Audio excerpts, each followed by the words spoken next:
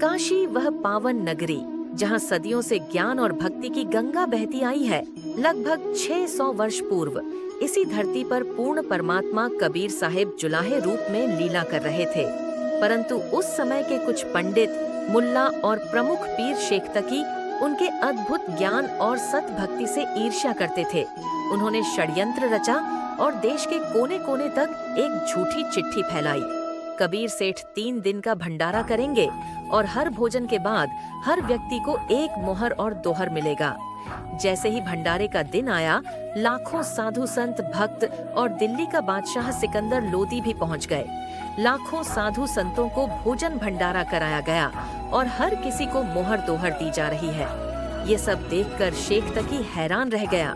जब उसने केशव रूप में बैठे कबीर साहिब से पूछा, आपका कबीर सेठ से क्या संबंध है? तो केशव जी ने मुस्कुराकर कहा, कबीर जी मेरे पगड़ी बदल मित्र हैं और एक छोटा भंडारा करने के आदेश दिए। यह सुनकर शेख तकी जल उठा कि इसे छोटा सा भंडारा कह रहे हैं। सिकंदर लोधी से बोला, चलिए राजन, ऐसे भंडारे हम 100 कर दें। ये तो महोछा सा किया है। पर यह उसके अहंकार की अंतिम बकवास थी। उसी क्षण उसका मुंह टेढ़ा हो गया और गूंगा बहरा हो गया।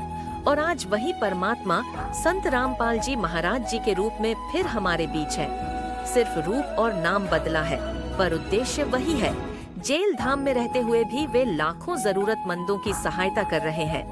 बाढ़ पीड़ित किसानों को अरबों की मदद और अन्नपूर्णा मुहिम के माध्यम से भोजन, शिक्षा, चिकित्सा की निस्वार्थ सेवा, यह सब उसी परमात्मा की लीला का आधुनिक स्वरूप है। और आज के स्वयंभू धर्म गुरु भी वही कर रहे हैं जो कभी शेख तकी ने किया था। जो धर्म के ठेकेदार बने बैठे हैं, उनकी सच्चाई अब सबके सामने है। जिनके पास न शास्त्रों का ज्ञान है, न करुणा, केवल लालच और अहंकार है। अब जनता समझदार हो रही है। उसे एहसास हो गया है कि वर्षों तक उन्हें भ्रमित किया गया था।